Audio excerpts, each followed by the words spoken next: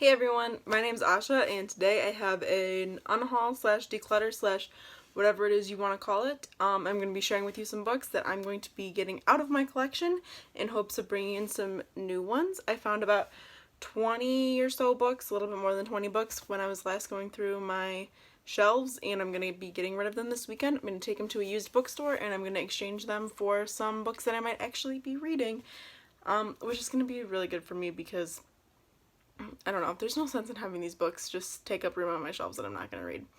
I initially was like not going to make this video because, I don't know, I was like I'm going to have to look up like a synopsis for each book and what each one's about and like explain it, but honestly there are some of these books I don't know what they're about. It doesn't make sense to me to take time to look it up to explain it because I know I'm never going to read or have any use for these books that I'm getting rid of. If you like any of these books, that's no disrespect to you. Some of them are probably great books, but I just know that they're not of use to me. So they're going to be getting unhauled and hopefully going to somebody that will use them and will appreciate them. And that makes me happy because that's good. I want people to be able to appreciate them. There's no sense in them just taking up room on my shelf, right? So let's just get started. First up, The Light Between Oceans by M.L. Stedman, whichever. I'm not really sure what this is about other than like a love story. I think I got it from Goodwill and I think I paid like 20 cents for it or something. And I'm not gonna read this, to be honest. I picked it up because I know they're making a movie out of it and I was like, oh, Emily Blunt's in it, maybe I'll read it and then I'll watch it or something, but I never did that and I don't see myself doing it, so hopefully this will go to somebody that will. Next up, Deep Survival by Lawrence Gonzalez. I've read the synopsis of this like 3 times and I honestly still can't tell you what it's about, so I think there's a pretty clear indication that it's not piquing my interest and that I'm not going to pick it up and read it. I think I'd actually initially picked this up to make like blackout poetry with it, and then it kind of fell in with my like normal books that I keep around to read, and then nothing ever came of it. The text is like really fine and small for actually doing blackout poetry. It doesn't seem like something that I would have the greatest time with, so I think maybe this will go to somebody that will actually read it or get donated it or something because it's like in good condition and I'm not gonna read it. Twisted by Hannah Jane. Okay, this one I did actually read the whole thing, and something about this girl's dad is like a serial killer or something. Yeah, her dad's a serial killer, which I think I found this and I was like, oh, that sounds interesting, and I read the whole thing. It like kept me entertained while I was reading it, but it was kind of just like not otherwise that memorable to me.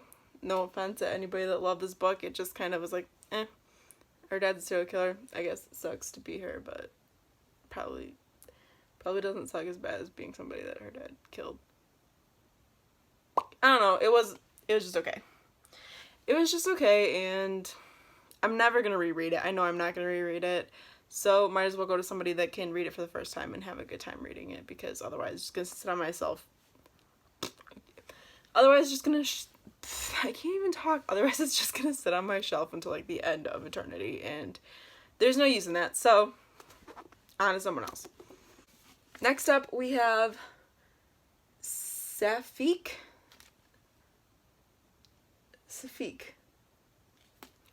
Next up we have Safiq, I think. I don't think it's Sapphic. That would be a different book entirely. Safiq by Catherine Fisher, which is a sequel to Incarceron. This is a sequel for a book that I never read in the first place. I'm pretty sure it's like a mid-grade book. I don't think I'm going to be tracking down the... Oops, there's a glare on it, sorry. I don't think I'm going to be tracking down... Oh my god, I have to hold it like this. There's no glare. Okay. Sorry, y'all. I don't think I'm going to be tracking down the book prior to this in order to then read this, so I would just rather that it goes to somebody who will read it, especially because it's targeted at a much younger audience than myself.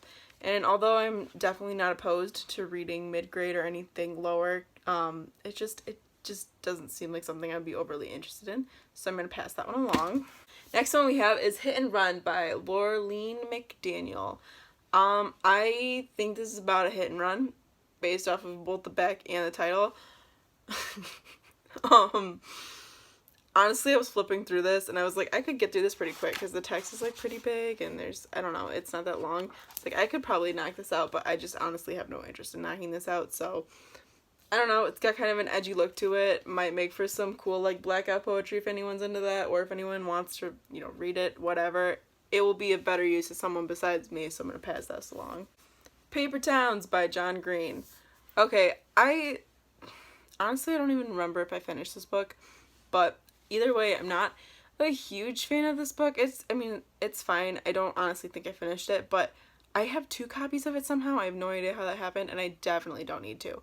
So for right now, I'm just gonna declutter one of them. Maybe the second one is to come. I'm not totally sure. John Green books are interesting because sometimes I have had a good time reading some of his books. Like, I remember the first time I read The Fault in Our Stars, and I enjoyed reading that. But sometimes they all kind of blend together in my head. I don't know. I really like John Green. I like watching his videos, and I have liked some stuff that he's written, but this one I just don't feel like really did anything for me, and I definitely do not need 2 copies of it, so hopefully this will make a nice summer read for someone else, and I can take it in and someone else can enjoy it. Alright, the next one is A Christmas Carol and Other Christmas Classics. This is a big book.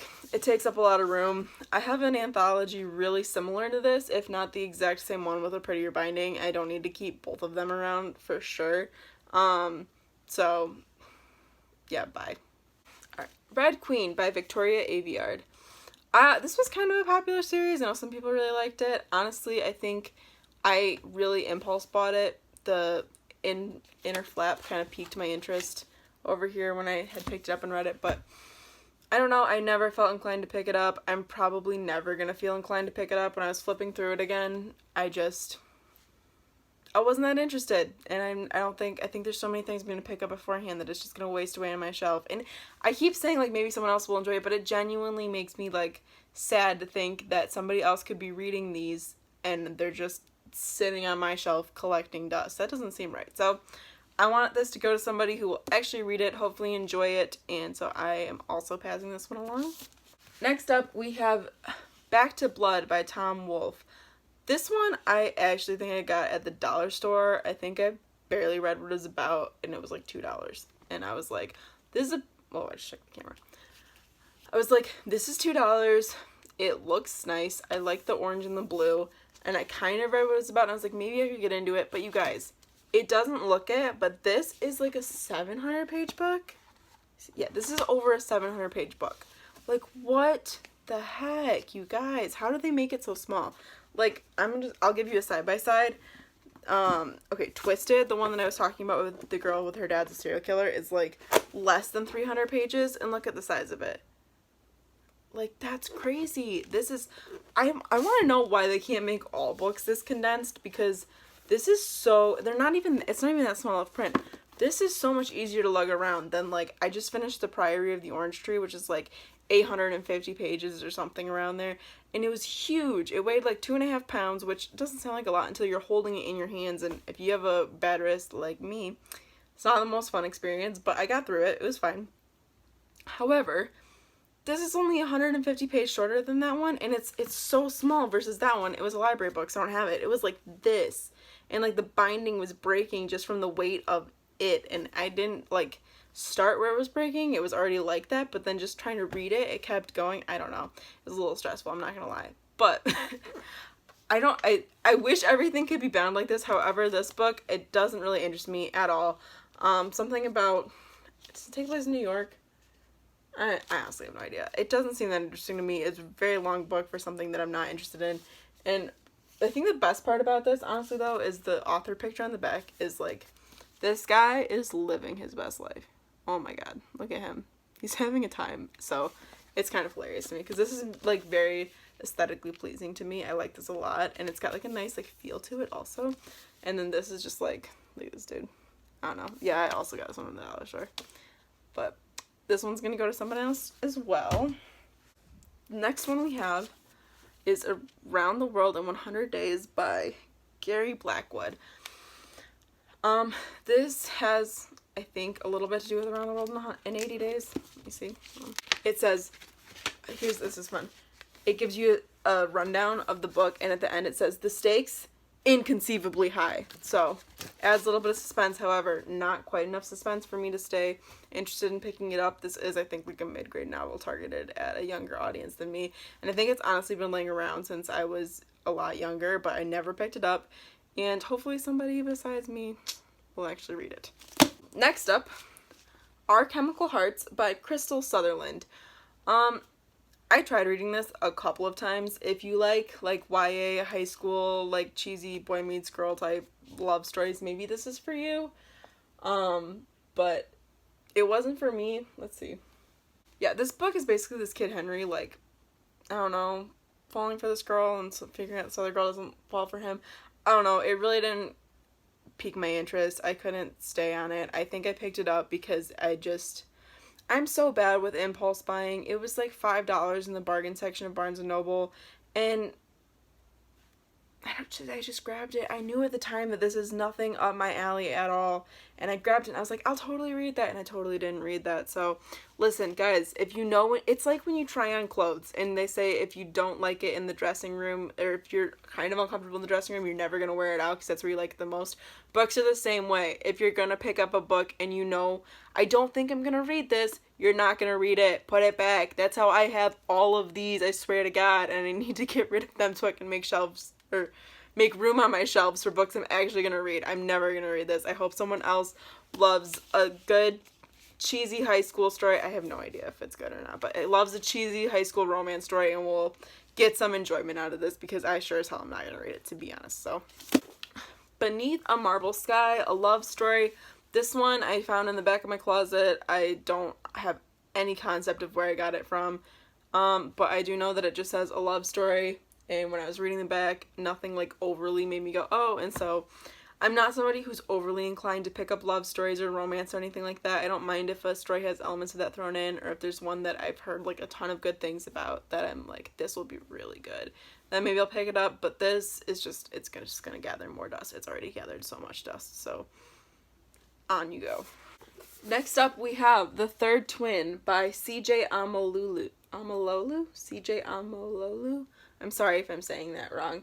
And the little title in here is Even Twins Have Secrets. Okay, I read this one to completion. It has kind of the same, like, of this, where it just kind of, like, I read them, and then after a week later, I don't totally remember what they're about. They were just kind of an intriguing, like, oh, I wonder how this is gonna end, but nothing that super sticks with you kind of mystery thriller. I have seen this one, like, in stores, like, some stores stocking this at different Barnes & Nobles and even a grocery store. I think I actually picked this one up at, no, I picked this one up at Target. I bought this at Target when I was on a road trip, and I was like, this would be good to read in the car. It was fine to read in the car. I had an okay time, but you guys, this is, if you have an interest in reading this, stop now, because I'm gonna give you a spoiler. I'm gonna spoil the ending, because I think that, listen, this book is not an exciting ending. I love when endings throw me for a loop and I'm like, oh my god, or you can see some things, or it surprised you in any way. I love all of that stuff. This book did not have any of that, and I'm gonna tell you some stuff about the ending, so if you don't want to know, I will, when the book is off the screen, then I'm done talking about it and it won't be spoiled for you. But basically, this book, it's called The Third Twin, right? And there's this whole thing about, like, these twins and what's all this stuff, this huge mystery. Do you know what the big plot twist is of the book titled The Third Twin? The big plot twist is they're triplets. It's titled The Third Twin, and the plot twist is that they're triplets. I don't think this book was really worth my time. If I hadn't been stuck in a small space for multiple hours when I read this, which is what was happening since it was a, road trip, I don't think I would have really finished it or read all the way through it. But this book, I kept reading, when you keep reading and you're like, oh, the end's gonna make up for it, the end's gonna make up for it. This didn't make up for it at all. I mean, if I walked up to you and asked, hey, what would you call a third twin? You would probably say a triplet. I didn't feel taken aback by this being the plot twist for this, so I don't know. On it goes. Alright, this next book is called A Matter of Trust by Liz Weihel. I'm sorry if I'm saying that wrong. This is another one that I picked up at a used book sale. I buy a lot of books at a used book sale because I'm broke. I'm not trying to pay full price for all these books. I buy most of my books secondhand, and this one was definitely just an impulse sort of thing. I had a bin. It was one of those sales where you pay for the box and then you fill the box with books. So it was like $7 to buy a box, and then you got to fill it with all of these books. This was one of them I stuck in there, and it's, you know, it's like a little mystery crime novel. I'm never gonna read it. I haven't even attempted to read it, but I just know I'm not. And I know you're not supposed to judge books by their cover. I totally agree with that, especially when it comes to like people and all of the like metaphorical meanings to that. Anything metaphorical that has to do with don't judge a book by its cover, I'm totally here for. I agree. But actual books, like the cover is what exists to sell you on the book. And this one, it's not selling me. Nothing about this is selling me on it, and I just know I'm never gonna pick it up, so why keep it around? Does not spark joy. Goodbye. Alright, we have 7 left somehow. Okay, we only have 7 left. I somehow feel like I've done more than that, but we have 7 left. Let's go. Alright. This is either Anita Shreve by Stella Bain or Stella Bain by Anita Shreve. I'm not, so hold on. Nope, the story, okay, Stella Bain by Anita Shreve. Sorry, it's 2 names. I didn't know which one was the title, which one was the author. This is another one I found at the dollar store for like $3. It had an element in it to do with memory and not having certain memories, which is something that usually catches my attention for some reason. But the more I looked at it, it is a love story. It's a period piece, which sometimes really kind of attracts me. But for this one, I just know I'm never going to pick it up. I think, is it World War II? No, it's 1916. And it's in France. I don't know. Nothing about this overly screams exciting to me. I know it's just gonna sit there while I keep reading other things, so there's no use in keeping it around. And I hope someone else can get to know Stella Bain better than I have. She's just been sitting on my shelf for probably like 2 years now, so on she goes. Okay. This next one is called Winterkill by Kate A. Borman. This one I picked up, I think from Barnes & Noble, and I was on a kick where I just wanted something that was kind of like a YA, not hardcore dystopian, but something that was along the lines of a fantasy dystopian, anything to get kind of in another world. And I didn't want to read a love story at the time. This was like a couple years ago, and I was feeling like super jaded towards love type things, and I just wanted something that had a female protagonist that wasn't based on like a love triangle or a love story, and was kind of like fantastical or dystopian or something like out of this society. So I picked up this one. It did have an element of a love story to it. It's called Winterkill. I don't even know if I said that. I'm so sorry. It's by Kate A. Borman. I think I already said that, but now I've said it twice, so there you go, you caught it. It was just okay. I think there is a sequel. It's called Dark Thaw. I didn't read it. It didn't hold my attention enough to incline me to go after the sequel. It's about this kind of like recluse settlement of people that has some kind of strong religious sort of like vibes of those movies and books that have to do with like culty sort of religions that live outside of the norm. It's kind of got a little bit of that vibe, and there's like the forest where you're not supposed to venture outside the settlement and you don't know what's going to happen. But honestly, I didn't feel like too much happened in this entire book, and I felt kind of bored by it. I think I read it all on the same day because it was a day that I didn't have much going on. It was a rainy day, and I just plowed through it, and yeah, it just wasn't that exciting. I don't know. Hopefully someone else gets more enjoyment out of it. Next up, we have Death Cloud by Andrew Lane. I think when I was younger, my mom got this for me. I think she found it somewhere and thought I might like it. It's sort of an interpretation of a Sherlock story, I think. I've never finished it. I remember reading it when I was younger, but it was so long ago that I don't remember totally what it was about. And it has to do with like young Sherlock Holmes, and I know it starts with him off at like school, some sort of boarding school or something, but I'm not gonna read this at this point. So hopefully someone else will. Next we have The Search for Wandla by Tony Let me try that again. Sorry guys. By Tony Dieterlizzi. This is the guy that wrote the Spiderwick Chronicles, which I do remember reading when I was younger. I never read this, or if it is a series, I'm not quite sure. I never read anything that was in the series. I've had this sitting around for years. I'm probably not going to pick it up at this point, but it's a very sweet book. There's illustrations in it, and it looks like a book that a kid would really enjoy. that likes reading, and I feel bad that it's just sitting with my stuff collecting dust and I'm not going to pick it up. And I feel like some kid would really get a kick out of this. So I'm going to pass this one along too. I keep ending all my things, I'm going to pass this along, or somebody else can. I don't mean to, I just don't know what else to say. I'm sorry. Alright, 4 more left. Oh, nope, we already did this one. 3 more left. Next we have Lone Eagle by Danielle Steele.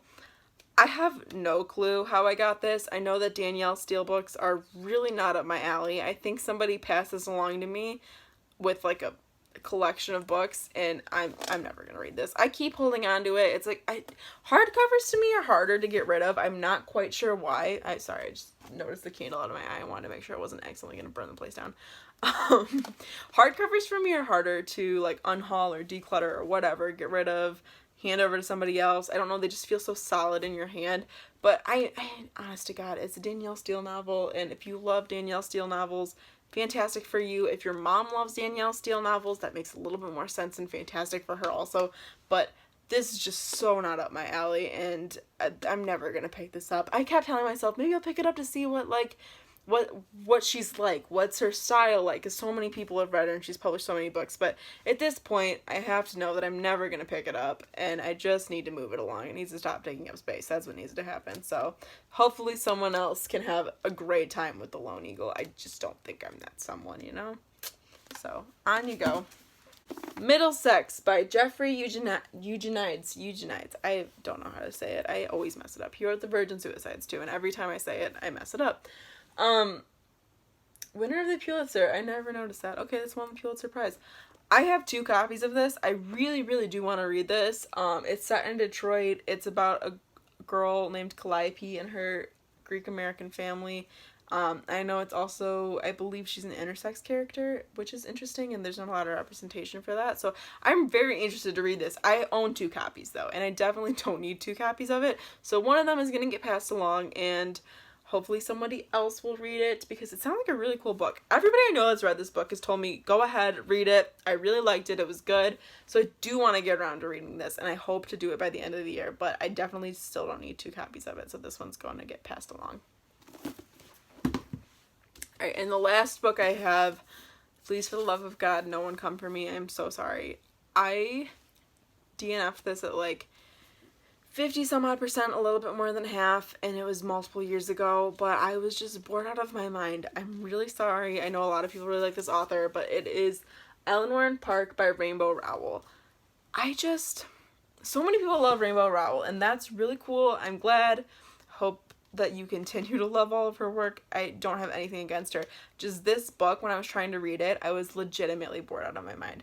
I was not into it. I don't think it's the book for me. I couldn't finish it, and I read this when I was on a kick too of making sure that I finished every single book I read, and this was the one that kind of broke the streak for me, because I just think it was so not the book for me that I was just unable to get through it. I couldn't do it.